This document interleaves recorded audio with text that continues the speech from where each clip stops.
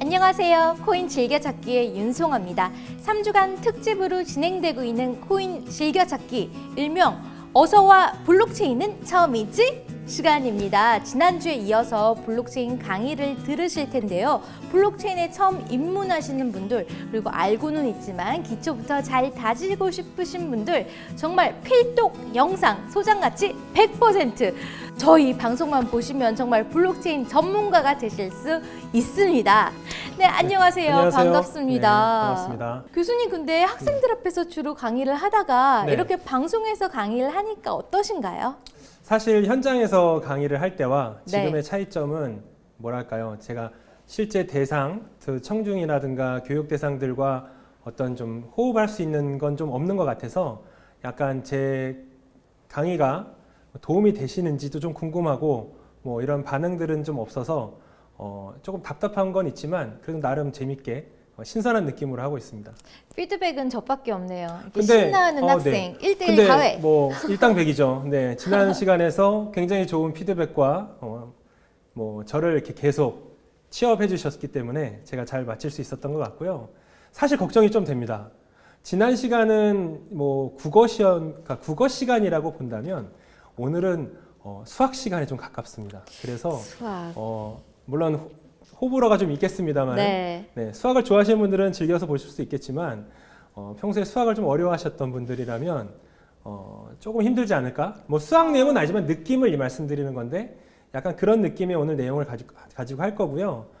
그래도 뭐 꼭 필요한 내용, 그리고 저도 물론 이 내용이 쉽지 않은 걸 알고 있고 네. 접근하기 접해보지 않았기 때문에 최대한 쉽고 정말 이해 잘 될 수 있도록 재밌게 한번 해보도록 하겠습니다. 교수님, 그리고 정보통신대학원에서 네. 또 블록체인을 공부하셨다고 들었어요. 뭐 네. 블록체인 과가 있는 건가요? 저희가 지금 정보통신대학원에서 대학원 석사 과정으로 블록체인 전공을 운영하고 있고요. 제가 거기서 이제 블록체인 관련된 강의를 하고 있고, 저는 이제 제가 공부를 하던 시절에는 블록체인 학과라고 따로 있지는 않았고요. 사실은 이제 블록체인이 암호학의 근간을 두고 있기 때문에 그 암호학은 주로 이제 정보보안 관련해서 다루고 있습니다. 그래서 저는 이제 석박사를 다 정보보안 쪽으로 했고요. 그래서 뭐 이런 내용을 기존에 미리 접했던 경험은 있다고 할 수 있겠죠. 우리나라에서는 대학 7군데에서 블록체인 전공과가 있다고 합니다. 그리고 전 세계 50위권 대학 안에서 42%가 42명, 거의 반에 육박하는 정도 수준인데요. 블록체인 관련 강좌가 있다고 합니다.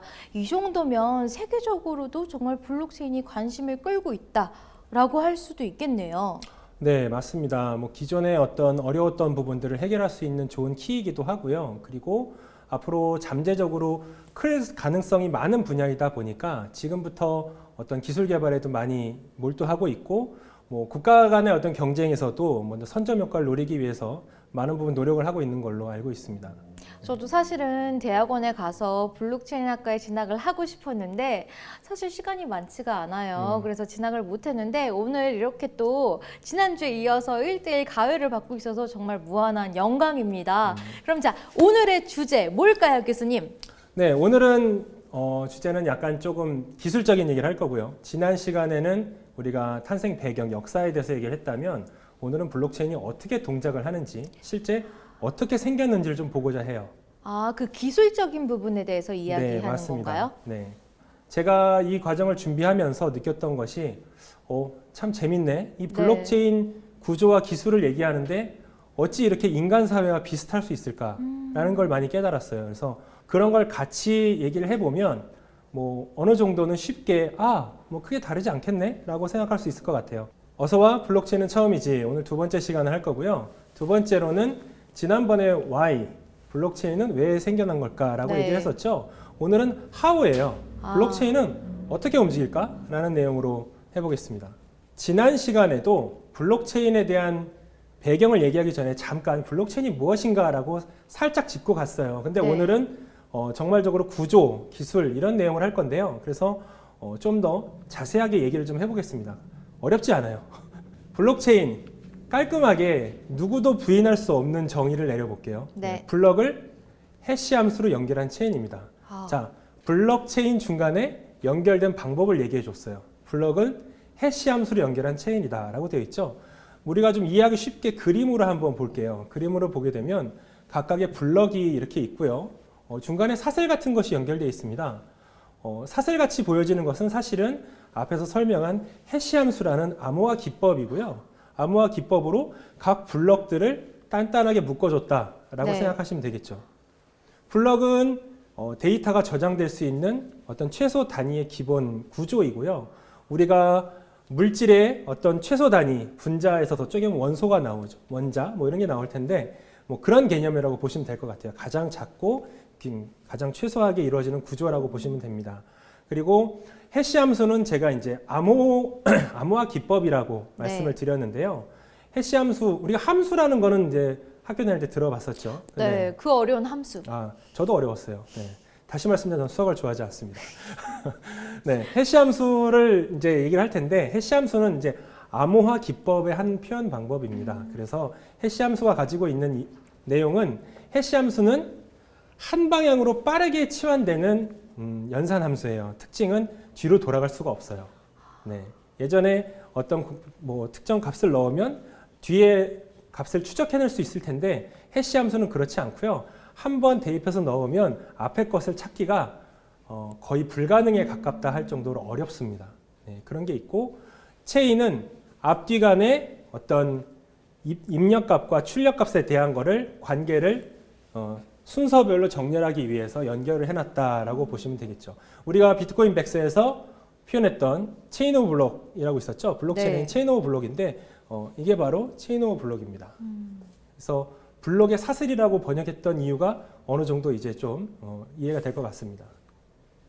블록체인은 어디에 쓸까요? 네, 거래 내역을 기록하는 데 씁니다. 거래 내역이라는 게 이제 금융 거래가 될 수도 있고요. 어떤 화폐의 개념으로 할 수 있는데, 사실은 거래라는 것을 좀 더 다른 말로 표현을 해보면 들어오고 나가는 겁니다.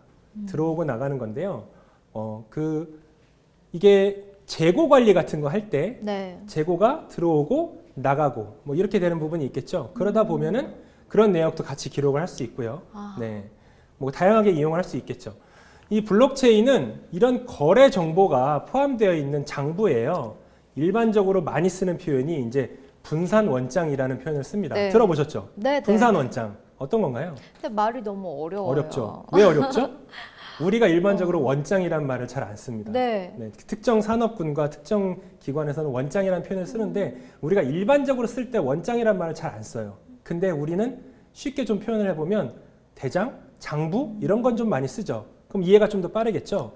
그래서 분산 원장은 그냥 나눠져 있는 장부예요. 장부가 쫙 흩어져 있는 거죠. 네, 그거를 있어 보이게 표현하면 이제 분산 원장이라고 할 수 있겠죠. 그래서 분산된 장부인데 이게 어마어마하게 널리 퍼져 있는 그런 장부를 보통 이제 블록체인이라고 할 수 있어요. 그 장부 안에는 똑같이 모든 거래 내역들이 적혀 있습니다. 네, 거래 내역이 적혀 있어서 어떤 장부가 분실되거나 훼손되다 하더라도 나머지 장부에 똑같은 내용이 기록되어 있기 때문에 이 내용을 증명하거나 보존할 수 있겠죠. 그래서 각각 분산되었고 독립적이면서 공통적으로 장부를 관리하는 기술을 칭합니다. 기존의 장부는 누가 쓰냐면요. 회사 네. 같은 경우에서는 회계팀에서 쓰거나 네. 또는 특정 어떤 임무를 띠고 있는 곳에서 하죠. 그리고 은행에서 할 수도 있고요. 그래서 장부를 쓴다는 건 사실 되게 중요합니다. 네. 네, 이것은 뭐 돈이 됐을 때는 돈의 어떤 내역이 될 수도 있고, 이것이 실제 남아있는 돈과 맞아야 되거든요.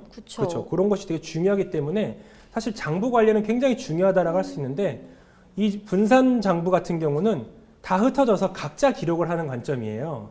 각자 기록을 하다 보니까 그러면 다 같이 똑같이 쓸 수 있을까라는 궁금증이 생기게 되겠죠. 그러게요. 관점의 차이도 있을 수 있는데 그럼요. 이게 다 틀린 거 아니에요, 그러면? 동시다발적으로 써야 되는 부분이 있고, 네. 근데 뭐 전화 통화를 해서 쓸 수 있는 것도 아니고요, 사실은. 그래서 동시다발적으로 제한된 시간 안에 동일하게 기록을 해줘야 되는 그런 뭐 미션이 있는 건데요. 근데 이게 이제 우리가 생각할 때 과연 공정하게 될 수 있을까라는 게 궁금합니다. 네. 그래서 이것을 어떻게 기록할지 규칙을 정하고 어떻게 하는 게 좋겠다라고 이제 룰을 정하는 거죠. 그거를 이제 합의를 해야 됩니다. 모든 공동체가 이걸 어떻게 합시다라고 합의를 하는 거죠. 들어본 단어 있습니다. 뭐죠? 합의 알고리즘인가요? 네, 좋습니다. 빙고. 네, 곧 나오죠. 이 합의가 필요한데요. 이게 네. 굉장히 중요합니다. 아. 네. 합의 알고리즘, 네, 바로 나오네요. 합의 알고리즘이 바로 나오는데 일반적으로 합의 프로토콜이라는 네. 거는 이제 규약, 약속이라고 하는 말이고요. 그래서 합의 알고리즘은 여러 가지 흩어져 있는 네트워크 상에서의 어떤 각각의 시스템들이 동일한 내용을 기록하고 이 내용이 서로 다 맞다라는 것을 보장하기 위해서 나온 어떤 규칙이죠. 규칙인데 사실은 각각 흩어져 있다 보니까 어떤 시간차가 생길 수도 있고 다른 어떤 일이 벌어질 수 있을 것 같아요. 근데 그런 거를 극복해 나가고 하나의 어떤 합의를 얻기 위한 방법이다라고 보시면 될 것 같아요. 근데 이게 굉장히 어려워요.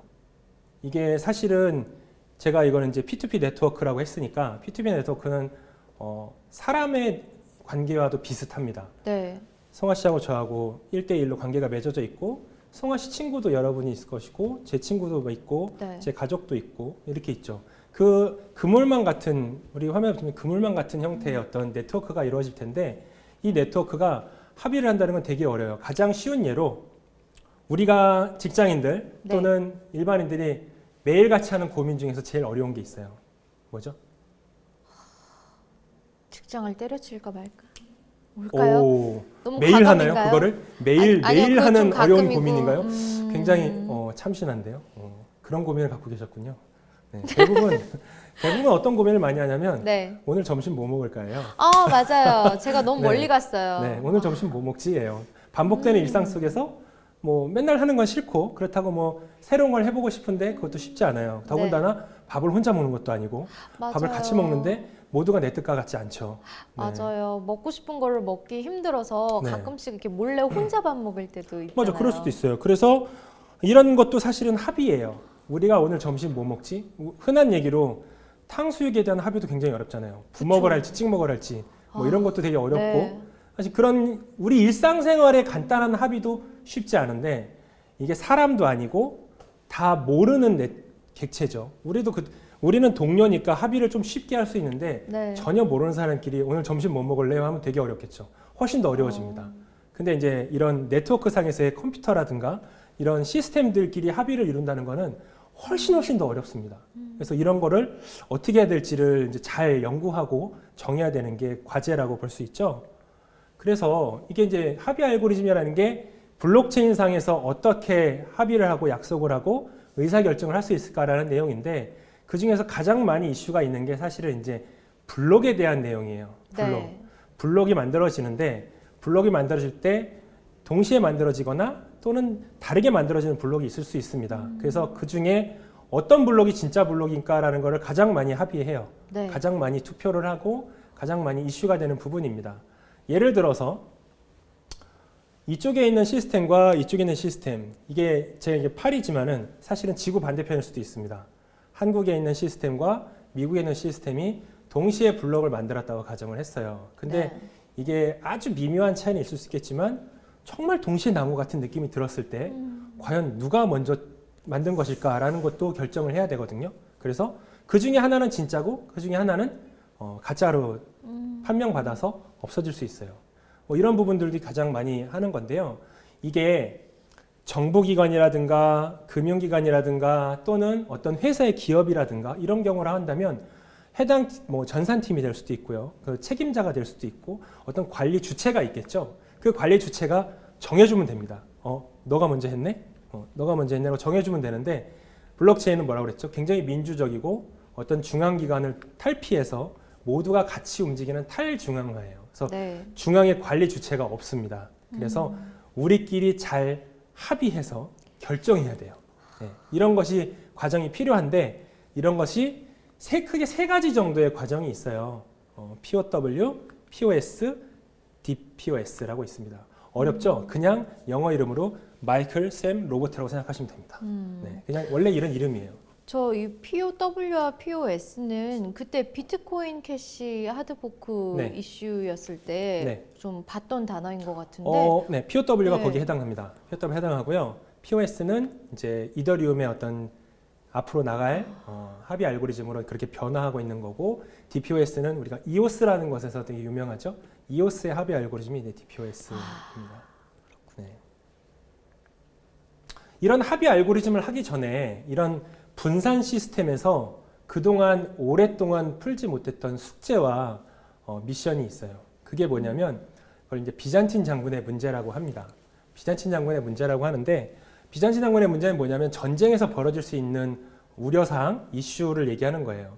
자, 요 가운데에 있는 지역이 우리가 전쟁을 침공해서 네. 얻어야 될 땅이에요.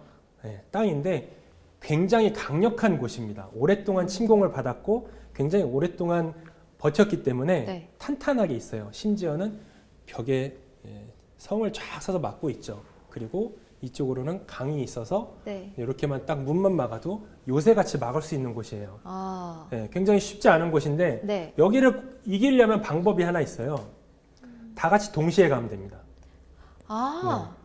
다 같이 동시에 가면 되는데 이때는 휴대폰도 없었고요. 네. 이메일도 없었고 사람이 가서 얘기를 해줘야 돼요. 전령이 가서 이쪽에 오른쪽에 있는 장군이 왼쪽에 있는 부대의 장군에게 자 우리 언제 공격합시다. 자 내일 모레 새벽 5시에 공격을 하는 게 좋겠습니다. 라고 가서 얘기해라. 라고 하면 전령이 이제 갑니다. 가서 저희 장군님이 모레 오전 5시에 공격을 하자고 하십니다. 라고 얘기를 하겠죠. 그러면 좋습니다. 라고 합의를 하고 공격을 하면 돼요. 그런데 이 비잔틴 제국은 굉장히 부패한 나라였어요. 네. 굉장히 부패한 나라여서 심지어는 각각의 장군들끼리 사이도 좋지 않아요. 뭐 알력도 싸움이 있고 네. 서로 살아남기 위해서 굉장한 경쟁 관계일 수도 있고요. 서로 일단 기본적으로 신뢰하지 않습니다. 사이가 매우 안 좋아요. 그래서 이 전령을 보냈을 때 장군들의 우려가 있는 거예요. 전령을 보내봅니다. 전령을 보냈더니 답이 없어요.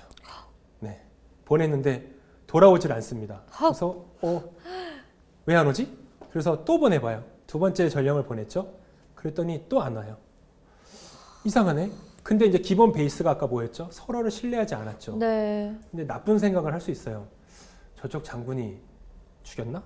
뭐 이렇게 생각할 수 있겠죠. 나를 마음에 안 들어 하니까 싫다는 말은 하기 싫고 그냥 오다가 죽은 것처럼 위장하고 싶어서 죽였나? 뭐 이런 생각을 할 수 있어요. 실제로 가다가 적군에게 잡혀 죽을 수도 있고요. 그러네요. 갔다가 죽을 수도 있고요. 또 사고를 당할 수도 그렇죠. 있고 여러 산을 가지. 넘다가 그때는 넘어졌을 수도 아무것도 없는 있고. 시절이니까 사람이 그러네요. 갔다 와야 내용을 알 수 있는 시절이었죠. 그래서 아무것도 몰라요. 근데 막말로 갔는데 장군이 오케이를 했어요. 근데 그 좋은 소식을 들고 돌아오다 죽을 수도 있어요. 그러니까 사실 이건 모르는 맞아요. 거죠. 그러니까 답답합니다. 답답하네. 그래서 계속 그걸 기다리고 공격을 하지 못하고 있는 그냥 정체된 상황을 이제 비잔틴 장군의 문제라고 해요. 그래서 반대의 장군도 마찬가지겠죠. 이쪽 장군이 먼저 의견을 주고 싶어도 오른쪽 장군이 답변이 없거나 그런 비슷한 상황이 반복된다면 이 옆에 둘러싸고 있는 장군들이 한 번에 공격을 할 수 없어요. 네, 그런 어려운 점이 있는데 이것이 실제 분산 시스템에서 충분히 일어날 수 있는 내용들이에요. P2P 네트워크라든가 이런 전산 인프라, IT 인프라에서 네. 발생할 수 있는 일인데 이런 것들을 어떻게 풀어야 될까라고 고민을 했던 거죠. 근데 이것을 비트코인에서는 해결을 했어요. 아까 그 전령을 보낸다고 했죠. 전령을 보낸다고 했는데 여기서는 메시지를 계속 보내다 보면 언젠간 그 메시지가 도달한다고 가정하겠다라고 했어요. 네. 사실 블록체인이 굉장히 많은 가정이 밑변에 깔려 있습니다. 네. 뭐 완벽하게 모든 걸 다 맞추지 않았고요. 네. 여러 조건, 아직 풀지 못한 사건들 또는 기술이 부족한 것은 이럴 것이다라고 가정한 것들이 몇 개 있는데 그 중에 하나가 비잔틴 장군의 문제에서 메시지를 분산 시스템화에서 전령을 보내듯이 메시지를 보내다 보면 결국은 도착할 것이다라고 가정을 한 거죠.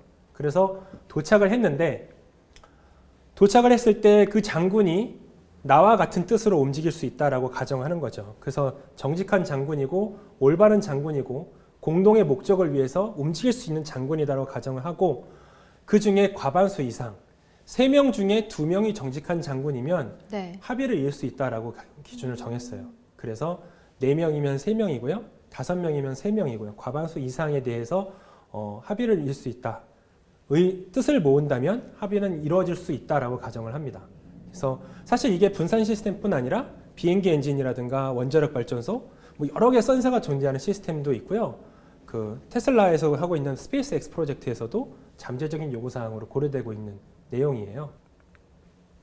그래서 합의 알고리즘이 아까 대표적인 예로 POW라는 게 있었고 POS라는 게 있었습니다. 뭐 그림으로 잠깐 보여드리면 이제 POW는 누가 이렇게 광산을 캐고 있네요. 채굴. 네, 채굴이죠. 영어로 마이닝이라고 하고 그걸 네. 굳이 이제 번역을 하면 채굴이라고 하고요. POS는 뭐죠? 사고 파는. 사고 파는? 그런 네. 느낌을 받을 수 있겠네요. 일단 돈을 쌓아놓고 있는 느낌이죠. 지분 증명이라고 해서 내가 얼마만큼의 지분을 갖고 있느냐를 증명하는 겁니다. 네, 그런 차이가 있을 것 같아요. 그래서 하나씩 설명을 드려보면 POW는 우리가 들어봤을 법한 내용인데 채굴이죠. 채굴은 네. 뭐냐면 내가 이 블록체인 프로젝트에서 블록체인 프로젝트를 잘 유지해 나가기 위해서 내가 노력을 하겠습니다. 이 노력을 인정해 주십시오라고 증명을 요청하는 걸 이제 작업 증명이라고 합니다. 굳이 번역을 하면 워크니까 작업 증명이라고 얘기하는데 내가 어떤 작업을 하는 것도 맞겠지만은 내가 이만큼 노력을 하는 게 있으니 내 노력의 결과를 인정해 주세요라고 할 수 있겠죠. 프로프 오브 스테이크는 이제 보유하고 있는 거니까 네. 이자의 개념이에요. 쉽게 말씀드리면 내가 이만큼 갖고 있으니 그거에 대해서 이자를 주세요라고 할 수 있는 거예요.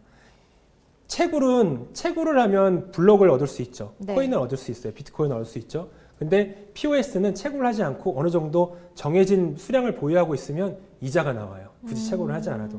그런 차이점이 있고 채굴 같은 경우는 이제 방식을 좀 얘기하면 문제를 좀 푸는 관점으로 볼 수 있어요. 네. 굉장히 어려운 해시 함수. 아까 제가 말씀드렸죠. 해시 함수는 일방향이라고. 뒤로 돌아가기 되게 어려워요. 근데 그거를 어려운데 뒤로 돌아서 성공시키면 채굴에 대한 보상을 주는 겁니다. 굉장히 어려운 문제를 푸는 거겠죠. 그래서 쉬우면 너도 나도 하니까 너도 그렇죠. 나도 하게 되면 어떤 문제가 발생한다고 그랬죠? 앞서서 말씀드린 것처럼 통화를 마음껏 발행해 버리게 되는 그런 문제가 되겠죠. 네. 다시 말해서 인플레이션이 생길 수 있습니다. 근데 블록체인이나 비트코인은 그런 인플레이션이나 그런 안 좋은 것들, 그런 부조리한 것들을 없애기 위해서 고안된 거잖아요. 네. 그래서 그런 거를 미연에 방지할 수 있게 시스템이 고안되어 있는데 그런 이유 중에 하나로 채굴에서의 난이도를 조절해서 이 발행량을 조절할 수 있어요. 그리고 애초에 발행량도 정해져 있고 프로프 오브 스테이크 같은 경우는 이제 적정 보유량을 정해 놓습니다. 그래서 내가 얼마만큼의 블록을 보유하고 있으면 그 네. 블록을 보유하고 있는 사람한테 이자를 주는 거죠. 조금 더 하나 더 깊게 얘기를 해보면 이제 작업 증명 같은 경우는 채굴을 해서 마이닝을 열심히 문제를 풀어가지고 결과를 얻은 사람이 첫 번째로 보고를 하면 네. 장부를 쓸 수 있는 권한을 받아요. 네, 장부 쓸 수 있는 권한을 받고 그 장부 쓰는 권한을 받아서 그 장부를 기록을 하고 네. 이제 나머지 모든 구성원한테 확인을 받습니다. 네, 확인을 받고요. 그래서 확인을 받는 시간이 10분이에요. 10분 동안 안에 굉장히 많은 사람한테 확인을 받아야 돼요. 금방 되네요. 생각보다 많은 사람들한테 확인받아야 되는데. 그렇게 빠른 건 아닙니다. 왜냐하면 10분의 제약이 이 블록체인의 성능에 어떤 장애물이 될 수 있어요. 네, 10분의 성능에 대한 장애물이 될 수 있고요.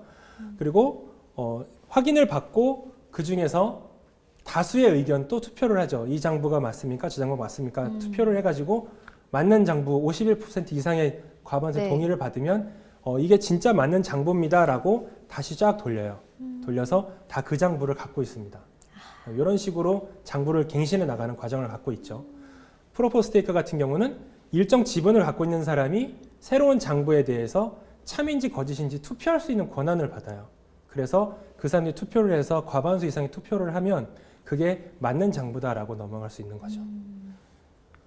재미나게 한번 예를 들어볼게요. 이거 수학 문제라고 오늘 수학 시간이라고 말씀드렸잖아요. 너무 어려워요. 사실 산수입니다. 산수. 이 정도는 산수죠. 근데 계산기. 얼마 전에 페이스북에서 되게 재밌는 거 있어요.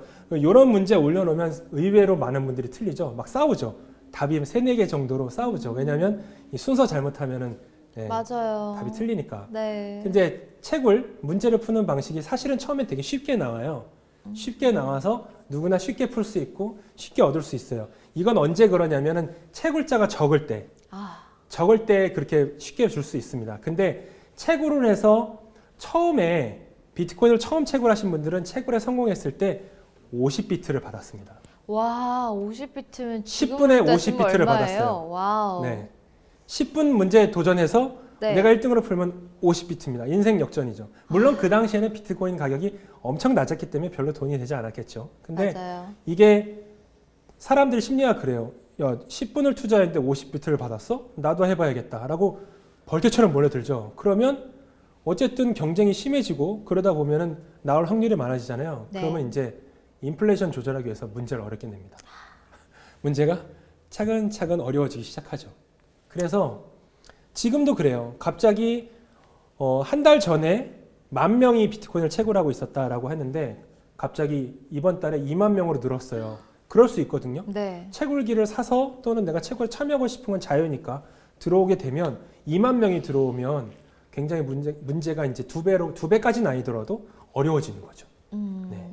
제가 얼마 전에 뉴스에서 벌어지고 있는 채굴기에 대해서 이제 네. 들어본 적이 있는데 요즘은 채굴기 작업을 쉬는 작업장도 많다고 들었어요. 맞습니다. 그러면은 다시 또 쉬워지는 건가요, 문제가? 그렇죠. 해시가 빠지죠. 해시 파워가 빠지게 되면 난이도가 조금 조정이 될 수 있죠. 근데 아마 그런 뉴스를 보신 적이 있을 거예요. 이 채굴이라는 게 전기를 많이 먹습니다. 환경 오염이 될 수도 있고 맞아요. 자원 낭비가 될 수도 있고요. 사실은 이런 안 좋은 점도 많이 뉴스에서 어필을 하고 있어요. 네. 사실 그래서 그런 부분에 대한 대안으로 지분 증명 방식으로 넘어가려는 추세이긴 해요. 네, 추세이긴 합니다. 근데 그 내용을 보니까 전 세계에서 이 블럭을 발견하기 위해서 채굴에 들어가는 전기의 양이요. 아일랜드가 1년 동안 소모하는 그 전 국토에서 소모한 전기량과 비슷해요. 충격받았어요. 오, 그렇게 비트코인만. 많이요. 네. 이더리움이라든가 비트코인 캐시라든가 다른 것은 더 많을 수 있겠죠. 또 하나 이유는 이제 자원의 낭비가 있고요. 뭐 네. 지구 온난화 문제가 있고 제가 아까 품앗이 한다고 그랬죠. 네. 다 같이 모여서 하게 되는데 이게 특정 기관에서 막대한 자본을 투자해서 독점하고자 하는 의지가 있기 때문에 이 탈중앙화에 대한 메시지를 중앙화로 바꾸려고 하는 시도도 있겠다라는 그런 우려가 있습니다. 그래서 또 마찬가지로 제가 말씀드렸잖아요. 사람이 많이 많을수록 난이도가 어려워지고 그리고 인플레이션을 막기 위한 프로젝트다 보니까 시간이 갈수록 보상을 줄여나갑니다. 네, 이게 몇 년 주기로 보상을 반씩 줄여요. 네, 50비트를 주던 거를 한 번에 반감기를 지나고 나면 25비트를 주고요. 거기서 또 반을 줄이면 12.5비트를 줍니다. 그래서 지금 비트코인을 캐면 블럭 발견을 성공했을 때 12.5비트를 보상을 받아요. 자, 12.5비트면은 오늘 기준으로 뭐 한 600만 원 정도 되겠네요. 그러면 7,300만 원 정도가 되지 않을까. 괜찮죠? 나쁘진 않아요. 아직까지는. 그런데 작년 12월에 2,800만 원을 가정했을 때는 네. 어마어마한 소득을 얻을 수 있겠죠. 네. 그렇기 때문에 채굴을 더 많이 중앙화하려고 내가 더 많은 파워를 가지고 뽑으려고 하는 계산이 나올 수 있겠습니다. 그리고 영구적인 완결성이 결여돼 있다라고 할 수 있는데 이게 좀 어려운 말입니다. 그죠? 네. 네. 이게 왜 그러냐면 요거는 뒤에서 답변을 드릴 수 있을 텐데 작업 증명은 그 결과에 대한 끝을 영구적으로 확정 지을 수 없어요. 이유는 나중에 말씀드리겠지만 그래서 이론적으로는 그게 가능합니다. 확률적으로는 굉장히 낮아요. 0.00001%가 될지 더 낮을 수 있는데 이론적으로는 나중에 이걸 뒤집을 수 있어요. 그런 게 구조적으로 존재하는 한계이기 때문에 이거를 지분 증명으로 넘어가려는 추세이기도 합니다. 네, 그래서 그리고 또 넘어가려는 이유 중에 하나가 해킹을 많이 당해요. 혹시 2년 동안 진행하시면서 네.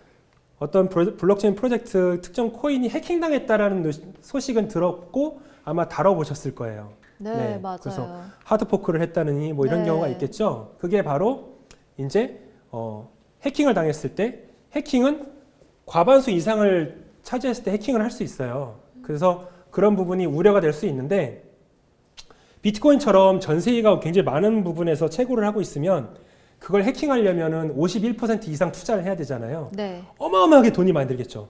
그런데 어떤 코인들은 사실 그렇게 많이 안 할 수도 있겠죠. 좀 규모가 작은 코인이 있을 수 있는데 뭐 비트코인 골드 같은 경우가 아마 작년에 해킹을 당했던 사례입니다. 비트코인 골드는 상대적으로 비트코인보단 적은 사람이 채굴에 참여하고 있어요. 그러다 보니까 그 적은 비중 중에 과반수 이상은 뭐 돈 많은 사람이 쓰는 도전해볼 법 할 수 있겠죠. 해커가 됐던 간에. 그래서 그렇게 시도했을 때에는 해킹을 당할 수 있는 우려가 있는데 지분 증명 같은 경우는 내가 이 장비에 대한 51%가 아니라 전체 시총의 51%를 먹어야 돼요.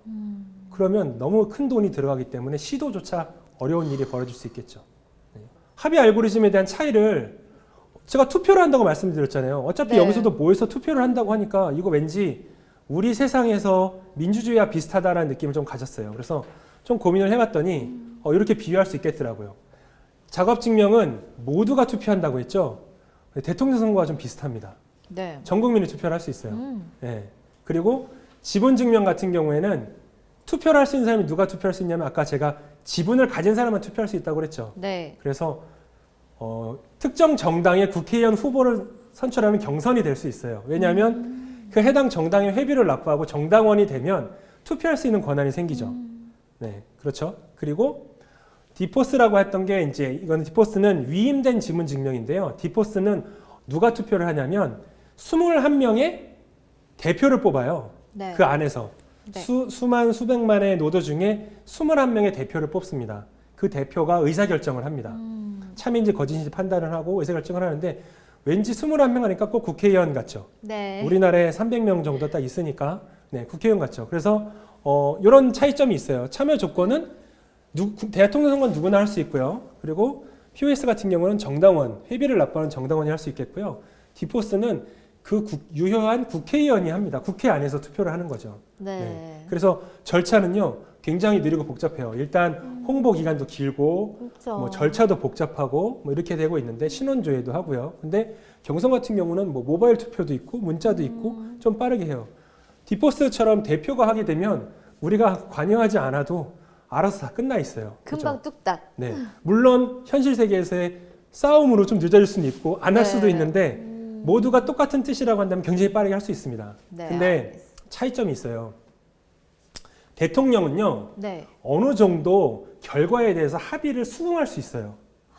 네. 대통령은 정말 51%가 넘어서 과반수 투표가 되니까 내가 원치 않더라도 네. 대통령이 되면 할 수 없지. 그래, 이게 뜻이구나라고 인정할 수 있습니다. 맞아요. 근데 국회의원 경선은 조금 불만이 있을 수 있어요. 네, 조금 불만이 있어요. 노력은 했으나 그래도 수긍은 하지만 그래도 좀 아쉬움이 있죠.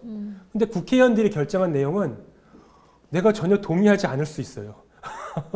네, 내가 지지하는 정당이고 내가 투표한 국회의원인데 그 사람이 내 뜻과 반대되는 투표에 표를 낼 수 있겠죠. 네. 그런 경우가 생길 수 있습니다. 그래서 어떻게 보면은 이 민주적인 순위로는 이제 채굴 증명, 작업 증명이 제일 크고요. 그러게요. 디포스 같은 경우에는 내 뜻과는 다른 결과가 나올 수 있는 확률이 높아지죠. 대신에 굉장히 빠르게 할 수 있습니다. 여기까지 알고리즘의 비교도 봤고요. 이번에 볼 거는요. 블록체인에서 반드시 넘어야 할 네. 과제, 균형이라고 볼 수 있겠습니다. 제가 삼각형을 그렸죠. 네. 이게 블록체인의 트릴레마라고 합니다. 트릴레마가 하는데 세 가지 조건을 균형 있게 갖춰야 돼요. 이것이 블록체인이 풀어야 될 숙제이고 숙명이죠. 첫 번째로는 탈중앙화되어 있어야 돼요. 그리고 장부가 바뀌지 않았다. 장부가 변조되지 않았다라는 어떤 무결성을 지원해야 되고요. 그리고 빨리 하면 좋겠죠. 이런 세 가지 과제를 갖고 있는데 제가 아까 10분이라고 말씀드렸죠. 네. 블록을 한번 검증하는 게 10분이라고 했잖아요. 그러면 대신에 10분 동안은 모두에게 검증을 받을 수 있겠죠. 네. 그러면 여기서는 탈중앙화에다 비중을 좀 더 준 거예요. 대신에 스피드를 포기했죠. 네. 그렇군요. 속도를 포기하고 모두에게 민주적으로 접근하겠다는 방법을 취한 것이고요. 그래서 당연히 모두에게 검증받았으니까 다수의 합의를 받아서 장부의 어떤 무결성을 보장할 수 있어요. 변조되지 않고 내 장부가 저 장부가 똑같다라고 인정할 수 있겠어요. 그런데 최근에 나오는 이제 기존의 워낙 블록체인의 단점이라고는 속도를 많이 얘기합니다. 맞아요. 이걸 느려서 어떻게 써라는 얘기를 많이 하죠. 네. 어떻게 써라고 얘기를 하는데 그래서 그런 이슈를 시대적 흐름에 반영해서 우리는 빠른 블록체인이야라고 주장하는 프로젝트들이 굉장히 많아졌어요. 네. 그거를 이제 TPS라고 합니다. 이렇게 트랜잭션 퍼 세컨드에서 초당 거래 내역이거든요. 초당 거래 횟수라고 볼 수 있겠죠. 근데 그러면 기존의 블록체인은 굉장히 느린데 우리는 네. 엄청 빨라라고 얘기를 해요. 근데 그거를 잘 보면 말씀드렸잖아요. 이 세 개는 균형을 가져야 돼요. 하나가 커지면 하나가 부족해질 수밖에 없어요. 그쵸. 세 개를 다 키울 수 있는 건 불가능하기 때문에 그러면 스피드를 빨렸을 때는 어떻게 해야 스피드를 빠르게 할 수 있을까요? 이 중에 뭐를 포기해야 되겠죠? 힌트는 우리 전 민주주의 네, 거기서 탈중앙화를 포기하면 됩니다. 그렇죠. 네, 탈중앙을 포기하면 됩니다. 그래서 노드를 네. 적게 가져가면 빨라져요. 아, 왜냐하면 비트코인은 수백만 개 검증 받을 때 100개라고 하면 100개 도장은 금방 받아오거든요. 그러면 굉장히 빨리 검증할 수 있으니까 블록의 갱신 시간을 줄일 수 있겠죠. 뭐 그러다 보면은 속도가 빨라지는데 대신에 검증 횟수가 줄어든다라는 거는 조작의 우려도 있을 수 있어요. 맞아요. 그 사람들이 소규모니까 마음을 같이 먹을 수 있는 확률도 높아지고 특정 외부의 어떤 힘이 조작할 수 있는 대상도 줄어들기 때문에 적은 노력을 할 수 있겠죠. 그렇기 때문에 스피드를 빠르게 하면 두 가지가 무너져요. 그래서 이거는 좀 균형 잡히지 않은 블록체인이다라고 할 수 있어요. 그래서 그러네요. 저는 요새 그런 생각이 듭니다. TPS를 강조하는 프로젝트를 보면 네. 마치 이런 느낌이 들어요. 자동차 광고를 하는데 우리 자동차는 항상 8,000 rpm으로 달리는 자동차예요. 라고 얘기하는 느낌이에요. 사실 그 RPM이 큰 의미가 없는 수치이죠. 왜냐하면 네. 차는 빠르기도 중요하지만 안전하기도 해야 되고 맞아요. 가격도 적당해야 돼요. 근데 이 구조가 잘 맞아야 되는데 무조건 빠른다고만 얘기하면 정말 그게 구매하고 싶은 차가 될 수 있을까라는 뭐 비유가 적절할지 모르겠습니다만은 그런 느낌을 좀 받는 경우가 있죠. 지금부터 조금 더 어려운 얘기를 할 텐데 빠르게 해볼게요. 네. 요거는 블록이에요. 네. 블록이 이렇게 생겼어요. 비트코인이라든가 블록체인의 블록은 이렇게 생겼는데요. 블록 안에 뚜껑을 싹 열어보면 이런 식으로 있다고 보시면 되겠습니다. 네. 위에는 머리고요. 몸통이에요. 네. 네. 헤더, 바디. 머리하고 몸통인데 머리에는 이름이 있어요. 네. 여기 자기 명찰을 달고 있는 것 같은 이름이 있습니다. 그 이름은 근데 해시 암호화 코드로 적혀 있어요. 그 당시 블록을 발견한 소프트웨어 버전이 있고요. 네. 그 옆에는 내 앞에 체인의 이름이 있어요. 앞에 체인의 이름이 있고 그 다음에는 이걸 발견한 시간이 있고 그 다음에 머클루트라는 게 있고 비츠, 논스라는 게 있고 밑에는 그 장부의 거래 내역이 적혀 있습니다. 자, 첫 번째 해시부터 볼게요. 우리가 계속 해시 얘기를 하잖아요. 네. 해시에 대한 얘기를 안 할 수 없습니다. 이 블록에서는 해시가 되게 중요하기 때문에 해시에 대해서 얘기를 좀 해볼 텐데 해시는요. 어떠한 입력값에서도 항상 고정된 길이의 값을 출력해요. 뭐 24자리면 24자리, 30자리면 30자리 길이가 똑같고요. 눈사태 효과라고 해서 아주 조금만 입력값이 바뀌어도 결과가 어마어마하게 바뀌어서 나올 수 있어요. 그렇군요. 그리고 나온 결과값을 가지고 원래 입력값을 추측할 수 없어요. 비트코인에서는 이제 SHA-256 그 기법으로 이제 암호화를 하고 있는데 뭐 뒤에서 좀 재밌는 내용을 보겠습니다.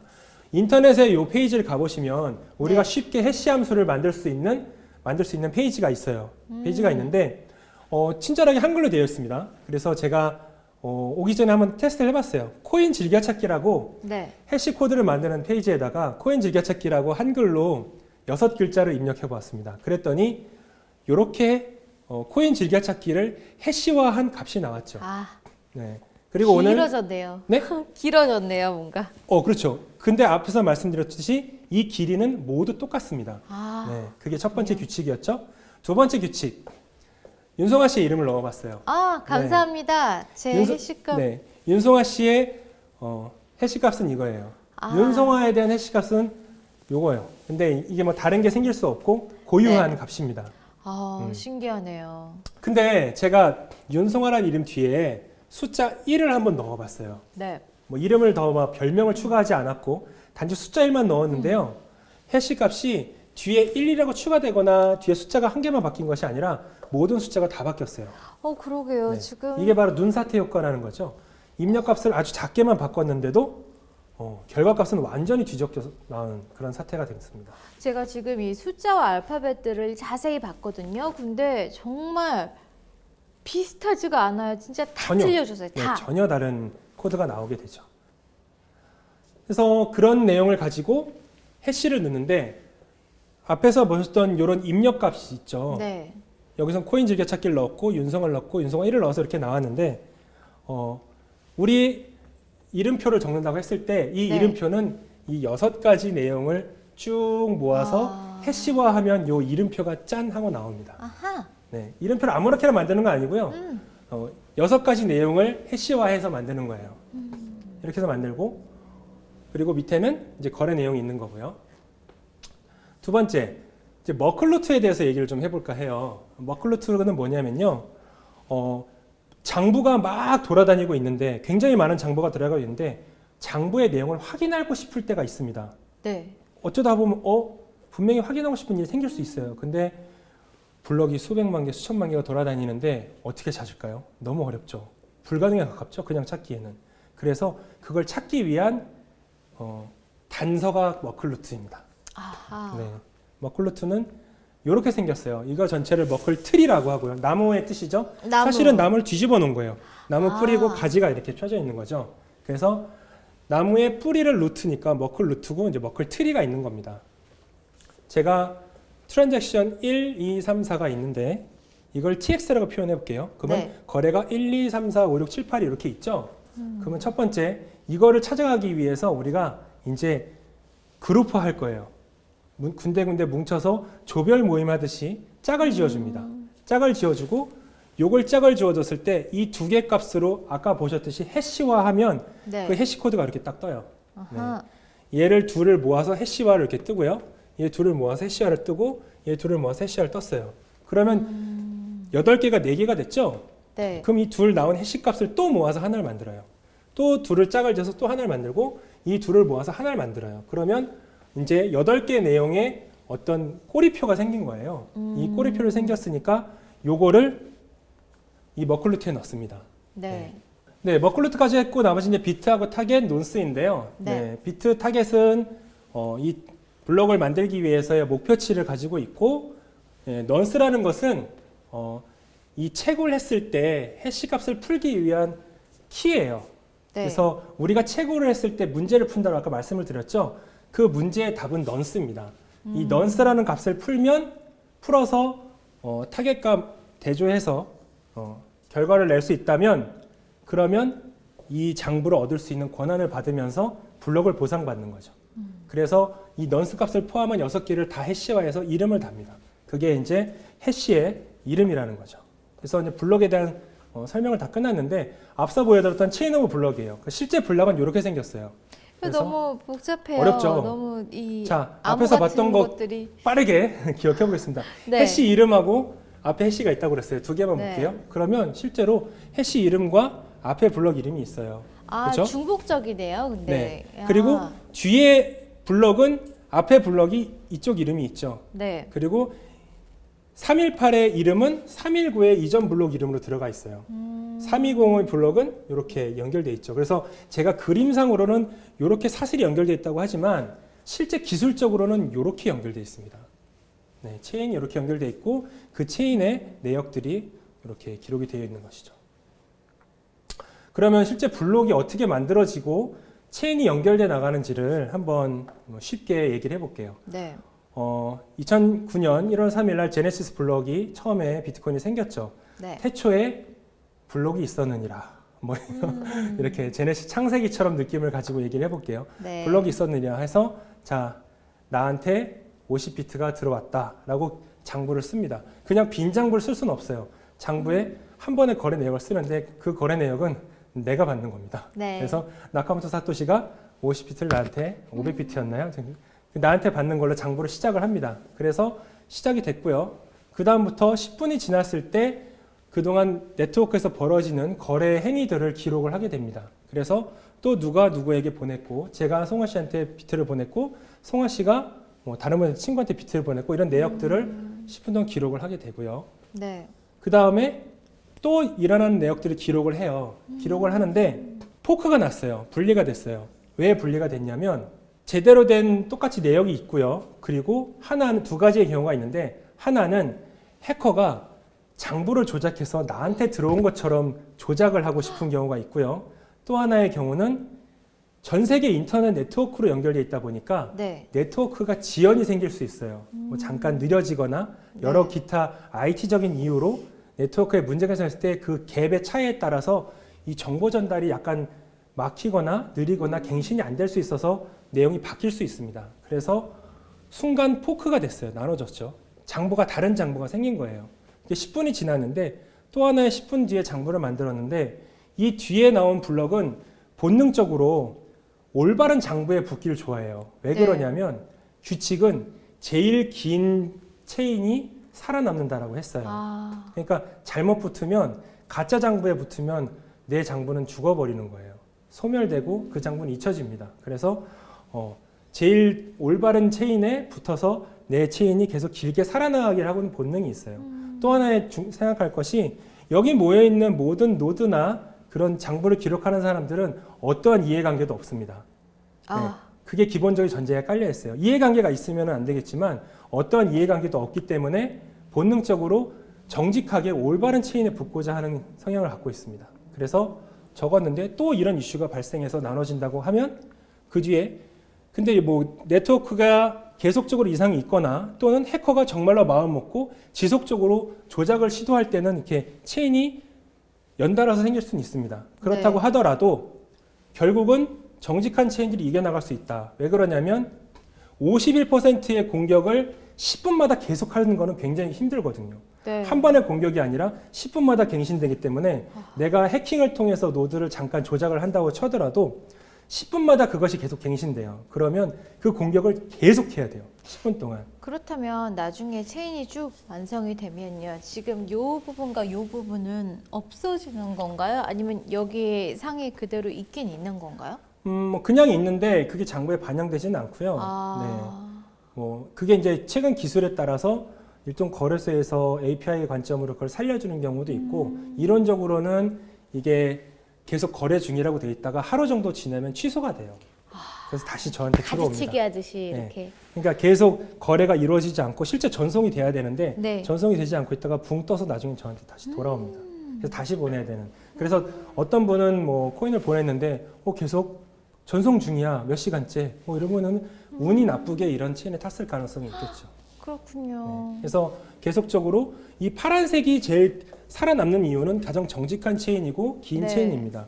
이게 정직하다라고 할 수 있는 거는 사실은 이렇게 오류가 나거나 공격을 했을 때 지속적으로 반복되는 경우는 매우 확률적으로 떨어지기 때문에 우리가 6번 정도 체인이 연장이 되면 이것이 진짜 체인이라고 확정을 줘요. 그래서 이게 파란색이라고 확정되는 순간은 하나, 둘, 셋, 넷, 다 6번.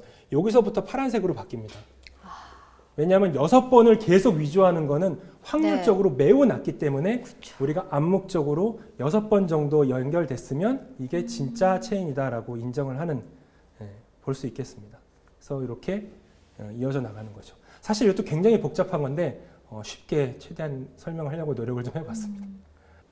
네, 교수님 오늘 정말 많은 이야기를 들었는데 기술적인 부분 솔직히 너무 어려운 것 같아요. 근데 이 중에서 다 외울 수는 없고 그래도 정말 꼭 알아야 될 것 같다. 이건 정말 친한 친구한테는 꼭 알려줘야 될 것 같다 하는 부분이 있다면 뭐가 있을까요?